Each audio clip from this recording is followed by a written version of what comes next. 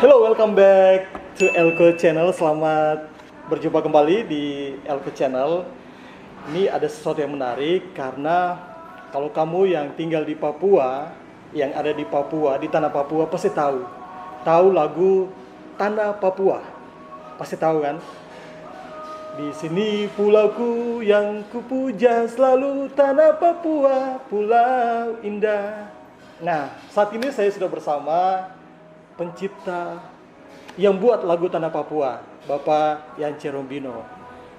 Bapak, selamat malam, selamat baku dapa lagi. Selamat malam. Oke. Bapak ini kan banyak yang mengklaim lagu Tanah Papua. Waktu itu, lagu Tanah Papua sebagai ciptaannya mereka. Tapi sebelum Bapak, kita nanti cerita lagi karena sudah ada Pak Kakanwil, Kepala Kantor Wilayah Kementerian Hukum dan HAM Papua Barat, Bapak Antonius Ayurbaba, yang nanti juga bisa klarifikasi juga menyampaikan terkait dengan lagu Tanah Papua. Siapa sih pemiliknya dan siapa yang buat sebenarnya lagu itu? Oke, Bapak. Memang Elko Channel paling pangan.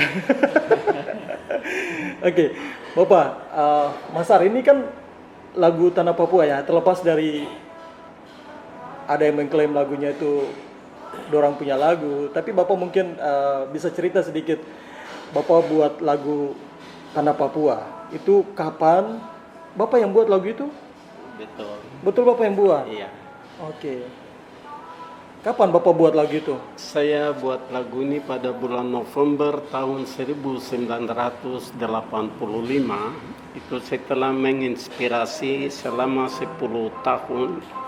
Tahun 1975 saya bertugas sebagai salah satu guru sekolah dasar di Kecamatan Sinak yang sekarang disebut Puncak Jaya pada waktu itu. Dan banyak yang hal saya lihat misteri, seperti saya berjalan kaki dari Sinak ke Tiom, Lembah Tiom, banyak menemukan udang tanpa kolam yang lebih dikenal udang selingkuh itu. Udang selingkuh? Ya, karena bentuknya seperti kepiting dan udang sehingga orang Wamena menamakannya udang selingkuh. Oh, oke. Jadi Bapak ini guru sebenarnya? Saya latar belakang guru. Bapak guru tugas di pedalaman di Wamena? Saya melihat ada batu-batu terukir dan saya menemukan tambang-tambang emas yang sampai hari ini tidak disentuh oleh pemerintah. Sekarang ada bekas drum, ada pasir putih di hutan, dan saya anggap itu hal yang aneh-aneh. Ya, misteri bagi saya. Selama 10 tahun, selama hampir 3 tahun saya tugas di sana, uang pun tidak punya, dan katakanlah makan dan minum dengan apa yang ada, dengan air minum dari lereng gunung yang mengalir, dengan suatu prinsip bahwa kalau orang di sini mati kelaparan berarti saya juga mati kelaparan, tapi kalau selama mereka hidup saya juga hidup sehingga makan dari mereka. Saya ini tidak punya makanan, ada yang datang bawa makanan kasih saja, apalagi perang suku waktu itu membuat kami hidup dengan hanya mendapat pertolongan dari Tuhan. Setelah itu saya pindah ke Nabire, dipindahkan oleh pemerintah demi keamanan. 10 tahun kemudian, sejak tahun 1975 saya dan istri saya lari kurang lebih 100 km lebih dari pantai Nabire menuju pedalaman, dan dari situ Bukit Gamei kami di sana. Saya melihat ada emas di sana yang ada tinggal di dalam kali. Lalu saya katakan sama istri saya bahwa cepat atau lambat semua emas di tanah ini akan sungai di tanah ini akan mengalirkan emas. Saat itu saya ambil emas dan saya buang kembali ke kali.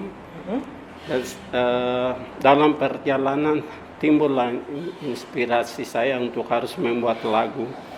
Muncullah kata-kata itu sendiri dalam lagu itu. Selama 2 hari saya buat, tepatnya bulan November tahun 1985. Oke, jadi Bapak buat lagu itu tahun 1985, bulan November. Iya. Tanggal? Tanggalnya saya lupa. Oke, tanggalnya lupa tapi yang pasti November di Iya, tahun iya. 1985. Iya, iya. Oke, saya baru lahir, Pak. Judulnya apa itu, Bapak? Judul pertama dari lagunya adalah Irian Jayaku. Irian Jayaku. Iya. Tapi sekarang kita anak-anak muda kita lebih kenal dengan lagu Tanah Papua. Ya, nama itu berubah setelah tahun 2001 Otsus oleh Presiden Gus Dur dikumandangkannya Otsus, sehingga pada waktu orang Papua yang datang dari Papua ke Jakarta menghadiri Otsus itu, mereka cari sebuah lagu yang harus mereka nyanyikan, lalu mereka sepakat menyanyikan lagu ini. Oke. Akhirnya mereka dengan sendirinya setelah Gus Dur rubah nama Irian Jaya menjadi Tanah Papua. Hanya lagunya ikut terubah dengan sendiri. Oke. Jadi judulnya ini juga berubah-ubah. Ada yang bilang Papua Pulau Indah, ada yang bilang Hai Tanahku Papua. Nah, sebenarnya judul yang asli yang Bapak buat itu Irian Jayaku. Cuma sudah tidak cocok lagi dengan situasi.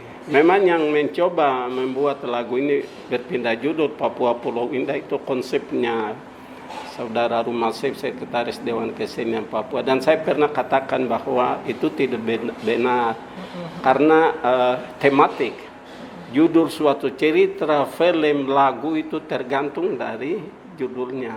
Orang sebelum nonton film baca dulu judulnya apa. Kalau judulnya pasti menarik, nanti itu isinya juga menarik. Sehingga kalau rubah lagu Papua Pulau Undi, roh dari lagu itu sendiri akan hilang. Tolong jangan dirubah, karena mereka rubah tanpa konsultasi dengan saya.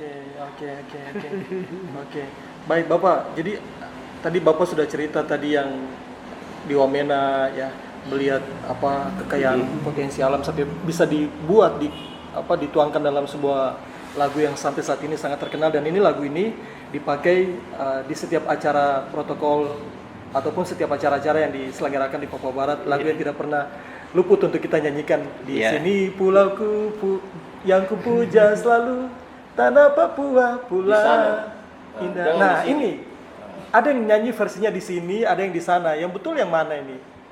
Jadi waktu saya tulis memang di sana, bukan di sini. Oke, di sana pulauku. Jadi waktu saya datang kasih ceramah dalam seminar nasional di Papua Barat oleh LPMP, mengundang saya di gedung LPMP. Ada yang tanya, Bapak mengapa kita ada di sini kok bilang di sana? Jadi saya katakan saya tidak bisa jawab karena yang ini. Jadi saya bilang, kalau itu kita menyanyi lagu Indonesia Raya dulu, musik bunyi, Indonesia tanah airku, tanah tumpah darahku, di sanalah aku berdiri. Stop. Mengapa Wage Rudolf Supratman tidak bilang di sinilah aku berdiri? Memang dia bodoh kah? Dia ada di Indonesia dia bilang di sinilah aku berdiri. Kami melangkah ke lagu begini. Indonesia tanah air beta, pusaka abadi nan jaya. Indonesia sejak dulu kala tetap dipuja-puja. Di sana tempat lahir beta. Kenapa tidak bilang di sini tempat lahir beta? Kenapa itu tidak bisa? Cara memandang secara universal harus mengatakan di sana. Kalau bilang di sini hanya egonya, memikirkan dirinya sendiri, kelompok tertentu, dan tidak melihat Papua secara universal. Ya kalau bilang di sana berarti, kalau kita lihat Manokwari dari, kita bilang di sini Wosi atau tempat lain tidak jelas. Tapi kalau kita dari ketinggian, di sana, ini yang sudah beres, ini yang belum beres. Dalam pemahaman bahasa eksistensi, keluar dulu, baru melihat ke dalam, baru bisa melihat sesuatu dengan benar dan baik. Saya kalau mengatakan di sini, menurut saya itu orang angkuh, memikirkan diri sendiri. Maka itu Wage Rudolf bilang di sana tempat lahir. Seolah-olah bangsa ini, tanah Indonesia ada surga yang dipandang dari jauh. Demikian Papua, di mana saya mulai dengkatan di sana. Ini cerita singkat ya sampai dibuat lagu ini ya Bapak ya. Sampai ada beberapa kalimat lain juga yang perlu Bapak lurus. Iya, contoh ya seperti Tuhan, sio Tuhan. Itu yang betul yang mana? Oh ya Tuhan atau Sio ya Tuhan? Yang betul adalah oh ya Tuhan. Oh ya Tuhan, karena terima itu doa. kasih. Itu doa. Seperti gunung-gunung, lembah-lembah yang penuh misteri. Ada yang bilang kan kupuja, ada yang bilang kau kupuja. Yang betul adalah yang kupuja. Kalau kan kupuja itu kepanjang akan kupuja. Artinya belum bisa mensyukuri apa yang Tuhan buat di atas tanah ini. Kan kupuja, akan kupuja. Terus kalau kau kupuja artinya selalu mengatakan Papua ini hebat, kita duduk puja, tapi kita tidak bekerja keras untuk menjadi tuan di atas negeri ini. Tapi justru kita menjadi penonton. Jadi tiap hari kita duduk puji, kami kaya, kami punya kekayaan, tapi tidak meningkatkan sumber daya manusia. Jadi kalau yang kupuja artinya kita sudah bekerja keras untuk menikmati apa yang Tuhan berikan di atas tanah itu. Yang kupuja, saya syukuri Tuhan karena semua kau berikan untuk kami. Menarik sekali ini. Iya, biar clear ya. Biar Oh ya jelas. Tuhan. Bapak Terus jelaskan sio maknanya. ya Tuhan itu di yang roba itu trio ambisi. Trio ambisi yang meroba itu. Tapi yang betul bukan sio ya Tuhan ya? itu tapi oh ya Tuhan, terima kasih kau berikan segala-galanya untuk kami di atas negeri. Berkati kami untuk bekerja, menikmati sumber daya manusia kami, agar kami menjadi tuan di atas tanah ini atau di atas negeri. Oh ya Tuhan, terima kasih. Oke. Baik. Kemudian Bapak tadi sudah sedikit cerita sampai terbentuk lagu ini, sampai dibuatlah lagu ini. Jadi itu ketika lagu itu ada, nah ini kan ada beberapa yang mengklaim ya, beberapa yang mengklaim bahwa lagu itu adalah ciptaan mereka. Nah, Iya. itu bagaimana Bapak punya perasaan? Memang saya kurang enak pada waktu itu. Macam pertama trio ambisi keluarkan lagu ini dibantu oleh trio Wondama. Mereka menulis Yance Rumnawiri. Saya pernah ketemu dengan saudara Yance Rumnawiri tahun 2005 di Biak untuk membuat satu semacam penjelasan yang dimuat dari Mas Meja bahwa itu salah tulis. Tapi waktu itu beliau tidak bersedia untuk menulis. Sehingga waktu peluncuran lagu ini mau oleh Bapak Kanwil Hukum dan HAM Provinsi Papua Barat, Bapak Ayur Baba ini sudah memberi waktu untuk komplain, cuma tidak ada yang komplain. Oke. Nanti saya juga tanya nanti sama Pak Kanwil ya. Iya. Oke. Dan memang saya buat lagu ini itu selama 2 hari dengan air mata. Semua kata-kata yang saya tulis ini tidak melalui pertimbangan itu muncul. Sehingga waktu orang tanya baru saya sendiri cari jawaban kenapa saya tulis seperti itu. Karena saya berkembang dalam dunia saya ini hanya otodidak saja. Apa yang membuat yang menginspirasi Bapak sampai Bapak tulis lagu itu? Saya seperti saya katakan, memang latar belakang saya anak pulau dari Pulau Undi, pulau kecil.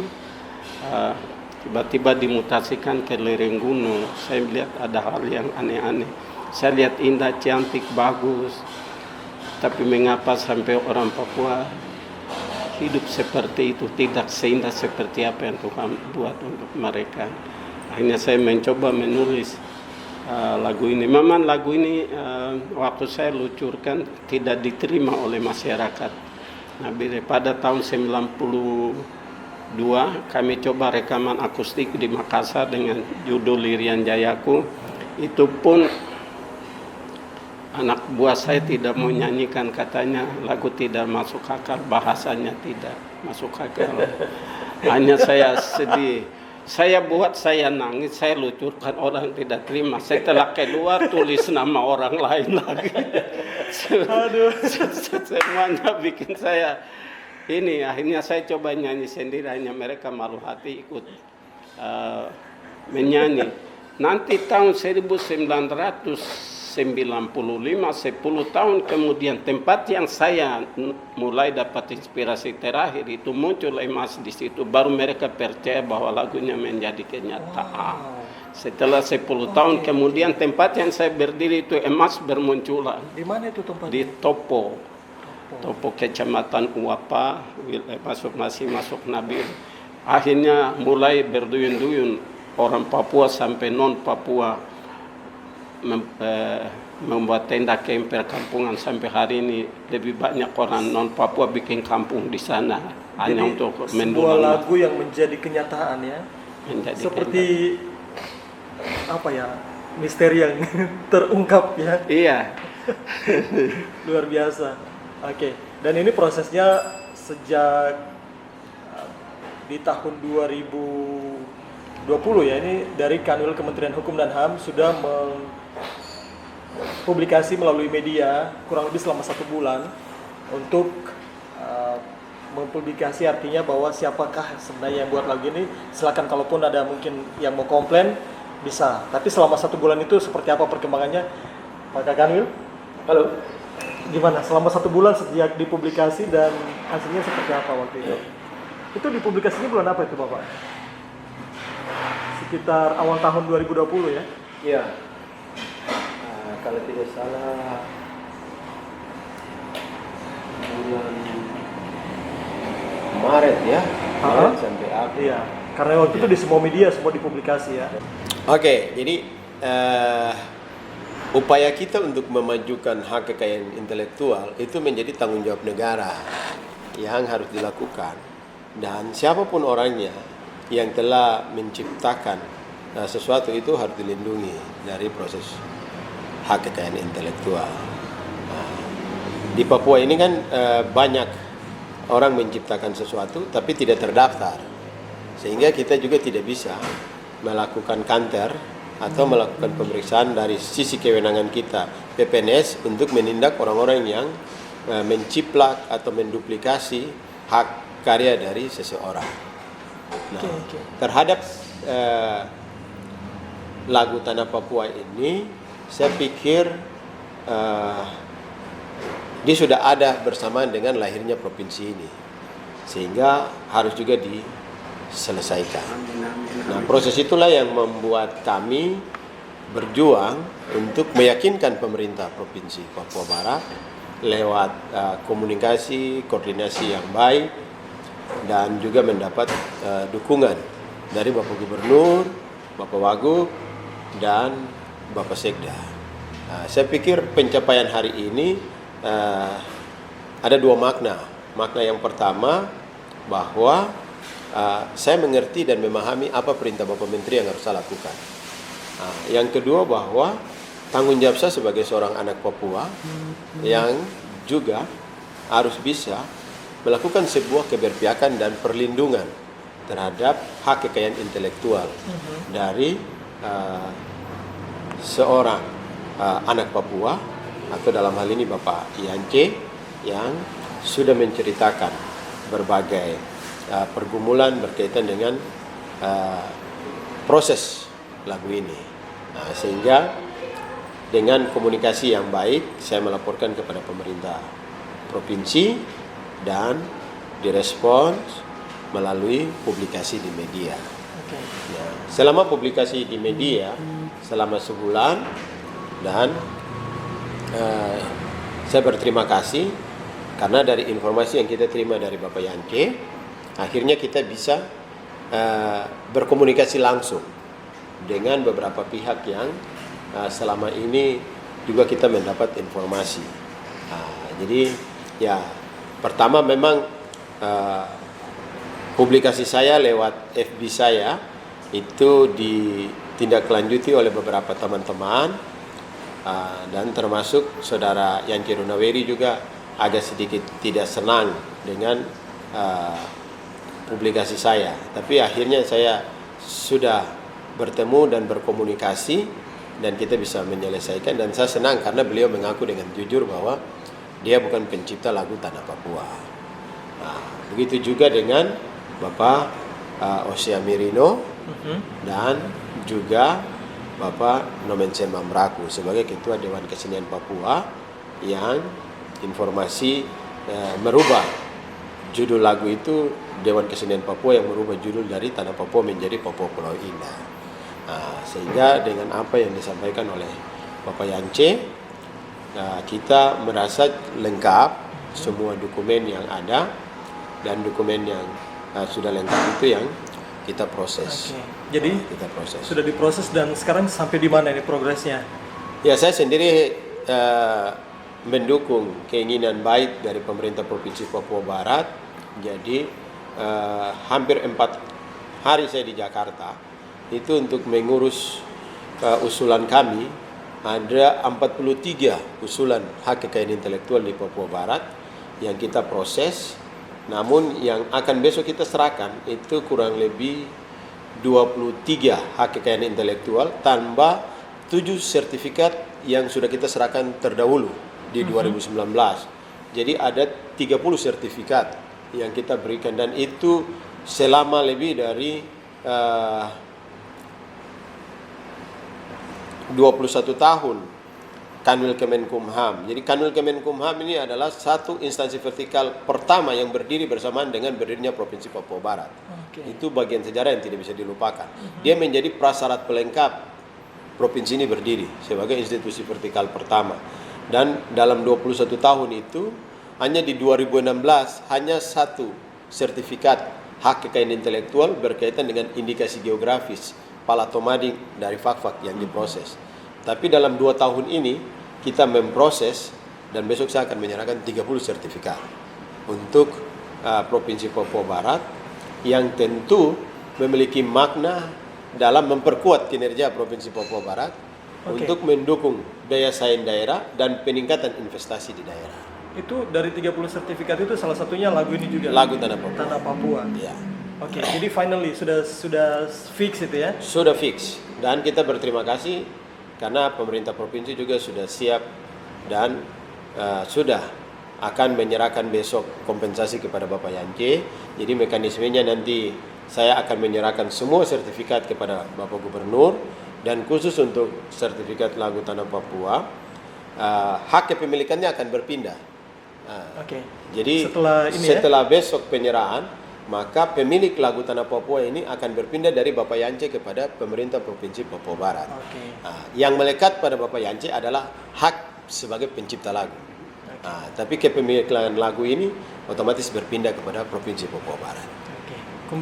Besaran kompensasi yang di Nanti besok aja. Oke, besok nanti. Besok aja ya. besok. Penasaran? Nanti ya. next session. Oke, besaran kompensasi. Oke. Bapak Yance, setelah lagunya akhirnya sertifikatnya besok ya, tanggal 12 Oktober 2020 akan diserahkan ke pemerintah Provinsi Papua Barat, dan itu artinya seperti yang Pak Kakani bilang tadi, kepemilikannya sudah dipindahkan atau dialihkan ya, sudah jadi miliknya Provinsi Papua Barat sekarang. Dan hak ciptanya masih tetap Bapak yang punya. Bapak punya perasaan bagaimana nih Bapak? Saya sangat setuju itu karena di masa tua saya gumuli lagu ini lama. Orang ganti syair mengaku punya dan saya tidak pernah punya apa-apa. Dengan adanya Papua Barat di bawah kepemimpinan Kanwil Hukum dan HAM beliau ini, saya bersyukur beliau dihadirkan di Papua, khususnya di provinsi ini, menjadi saluran berkat bagi banyak orang, dan terutama beliau kebetulan seniman, tapi bukan sekedar seniman, beliau adalah budayawan, sehingga antara hukum dan budaya dia padukan untuk bisa mensukseskan hari ini, sehingga menjadi panutan bagi orang lain supaya memperhatikan hak seniman dan budayawan di atas tanah ini, sehingga ikut menghiasi barisan budaya Bhinneka. Saya rela itu dan sangat senang karena dibeli dari saya, walaupun hanya tinggal sebagai pencipta, tapi barang itu harus dinikmati oleh orang, bukan untuk disimpan dalam tas. Saya bangga untuk itu. Bangga dong Bapak ya, Bapak punya lagu dinyanyikan oleh seantero Tanah Papua. Iya, dan itu masuk setiap kali lagu momen-momen penting. Itu lagu yang tidak pernah dilupakan ataupun lagu yang selalu hadir atau ada dinyanyikan oleh setiap orang di Terima tanah Papua. kasih. Kebetulan saya buat lagu ini dalam 3 bahasa. Oke, sudah 3 bahasa. Jadi bahasa Indonesia yang ada juga dalam bahasa Inggris dan bahasa Biak. Oke. Luar biasa. Tiga-tiganya kita sudah daftarkan. Jadi dalam 3 bahasa ini kita sudah daftarkan. Nah, kita tidak hanya mendaftarkan di bahasa Indonesia, tapi bahasa Inggris dan bahasa Biak juga kita sudah daftarkan. Jadi semua menjadi tanggung jawab provinsi ya. Oke. Papua Barat. Bapak, apa pesan untuk Pak Kakanwil sebagai anak muda yang sangat peduli, budayawan? Tadi Bapak sudah sebutkan tadi, kemudian 2016 itu cuma 1, tapi sejak Bapak izinkan Tuhan ya untuk ada jadi Kakanwil di sini, itu banyak terobosan-terobosan yang beliau lakukan, dan di tanggal 12 Oktober itu bisa menyerahkan 30 sertifikat sekaligus. Ini kan sebuah terobosan yang luar biasa nih Bapak. Apa Iya, pesannya jadi buat Bapak ini? jalan ceritanya lewat telepon pada bulan, kalau tidak salah Oktober atau November tahun 2019 sama saya di Pulau Undi. Beliau bilang, saya Kakanwil, saya sangat peduli dengan Bapak punya lagu. Ada waktu kita ketemu untuk membicarakan ini.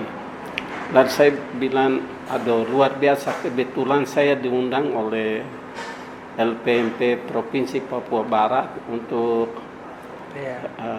saya ada ciptakan lagu Mars LPMP Papua Barat. Nanti saya ke Manokwari, kebetulan saya datang. Akhirnya kami jadi macam Tuhan itu sebagaimana tadi melakukan sesuatu indah pada waktunya. Begitu beliau perlu saya datang ke Manokwari dalam event lain sekaligus kami 2 bicara itu. Luar biasa. Jadi itu dilakukan selama 10 bulan sampai hampir 11 bulan ini baru mendapat jawaban. Tuhan berkati beliau di masa muda sampai tua, senantiasa menjadi saluran berkat bagi banyak orang. Bapak sebagai seniman, apa pesan Bapak untuk generasi muda, terutama anak-anak Papua? Ya, mereka harus memberikan apresiasi, simpati, dan empati kepada apa yang Tuhan karuniakan di atas tanah. Karena generasi muda di atas tanah Papua ini sebagian itu kurang simpati dengan dan kurang empati terhadap apa yang dia miliki di sini. Jadi mereka harus, Tuhan tidak pernah keliru memberikan itu untuk kita, sehingga harus dihargai. Mungkin saja problem ini berada karena dukungan yang kurang diberikan dan ketidaktahuan, kurangnya pemahaman dari masyarakat, tapi juga kelompok-kelompok peduli pencinta budaya ini juga tidak membangun sebuah kekuatan bersama untuk juga mengkomunikasikan. Saya memang datang dengan konsep untuk memajukan hak kekayaan intelektual, karena 2 tahun saya di Palangkaraya, Kalimantan Tengah, dan seluruh Kalimantan. Nanti Bapak Ibu yang pernah ke Kalimantan bisa lihat, semua kantor-kantor itu ada ukiran orang Dayak. Dia menjelaskan tentang kehidupan orang Dayak. Dari desain warnanya saja orang sudah tahu ini Dayak Ngaju atau Dayak dalam beberapa versi, itu semua teraktualisasi dalam bentuk dan ukiran. Hal yang lain, di setiap hotel-hotel itu tidak diizinkan satu pun memutar lagu selain lagu orang asli Dayak. Demo indah kah, demo merdu kah, orang mau dengar, no. Yang penting budaya orang Dayak harus diperhatikan. Saya pikir Papua ini sangat kaya dan melimpah, dan semua itu memberikan kontribusi, memberikan PAD. Jadi itu menjadi semangat saya sebagai Kakanwil, dan bagi saya penghargaan terhadap hak kekayaan intelektual ini menjadi semangat. Ini mungkin langkah kecil. Saya sering menyebut ini langkah kecil. Sekalipun orang menyampaikan ini sebuah langkah besar, tapi di setiap tanggung jawab kita saya pikir Tuhan memiliki caranya sendiri. Saya hanya sebuah alat saja. Alat saja untuk bisa juga memberikan kepastian terhadap mereka-mereka yang selama ini merindukan sebuah bentuk pelayanan. Apa yang diterima oleh Bapak Yance menjadi bentuk bahwa negara hadir, menjadi bentuk bahwa negara menghargai, menjadi bentuk bahwa negara melindungi, dan tentu memiliki prospek. Nah, untuk itu saya tidak berhenti dan saya selalu hadir di mana-mana dan memiliki komitmen dalam segala kesibukan saya, termasuk hari libur pun diundang pun saya datang untuk Termasuk hari ini ya. menyampaikan hal yang terpenting. Ini hal penting dan kita akan bekerja terus secara bersama-sama untuk mendorong hak kekayaan intelektual di Papua Barat. Ada beberapa usulan kita yang belum bisa diproses berkaitan dengan saudara-saudara kita di Papua Muda Inspiratif yang kami memproses sekian banyak usulan mereka untuk merek, paten dan desain industri, memang belum bisa kita ambil. Ya. Itu nanti Karena prosesnya harus melewati tahapan kurang lebih 6 bulan. Itu sudah mekanisme normal di sana. Tapi kita berterima kasih karena dalam 4 hari setelah saya di Jakarta dengan Kasubit Pak Junaidi, kita bisa membawa pulang 23 sertifikat ditambah 7 sertifikat yang terdahulu. Ini sebuah capaian prestasi yang cukup tinggi untuk Direktorat Hak Kekayaan Intelektual. baik. Semangat ya. Semangat. Tetap semangat ya. Ada sisi khusus nanti kita bicara Oke. kenapa sampai semangatnya begitu luar biasa, strong. Jadi seorang yang strong dan tidak pernah mengenal lelah. Sesinya khusus nanti. Oke. Bapak terima kasih sudah sharing, Makasih. berbagi kisah dan cerita inspiratif buat saya pribadi dan tentu buat semua yang menonton. Semoga dari kisah ini menjadi sebuah cerita inspiratif untuk semuanya. Sebelum tutup saya beri pesan dulu untuk anak muda Papua. Nah, di sana. Anak muda Papua yang sedang kreatif dan berinovasi, jangan ragu datang ke kantor wilayah Kementerian Hukum dan HAM Papua Barat. Bawalah semua inovasi Anda, entah lagu yang Anda ciptakan atau juga lukisan, ukiran, dan juga ekspresi-ekspresi budaya lainnya yang tentu bisa kami lindungi, sehingga dengan perlindungan itu Anda juga pasti akan diperhatikan terhadap hak kekayaan intelektualnya dan menjadi bagian terpenting bersama-sama dengan pemerintah Provinsi Papua Barat membangun Provinsi Papua Barat. Bapak Gubernur kita kan sering bilang, mari kita semua bekerja, jangan tinggalkan air mata. Tapi kita semua bekerja untuk memberikan mata air kehidupan bagi anak cucu dan generasi di tanah Papua. Mata air kehidupan ini, kita lihat sungai yang mengalir seperti lagu Bapak Yance, air yang mengalir. Tapi proses kehidupan itu harus dikerjakan. Nah, Anda mengerjakan, saya mengerjakan, dan semua orang mengerjakan. Meyakinkan bahwa orang Papua itu bisa. Kita bukan penonton dong, apalagi di tanah dan negeri kita sendiri. Kita harus bangkit dan merebut peluang dan kesempatan ini. Karena kita bisa merebut perubahan dan kemajuan untuk kebaikan dan kesejahteraan kita. Pak Kakanwil Kementerian Hukum dan HAM Papua Barat Terima yang kasih. ganteng, yang baik hati. Terima kasih untuk waktunya, terima kasih sudah sharing. Oke. Sukses dan terus berkarya membangun negeri ini. Terima kasih. Terima kasih. Bapak Yance, terima kasih. Kausu Masa. Kasih masa. Oke, terima kasih semuanya. Bye-bye.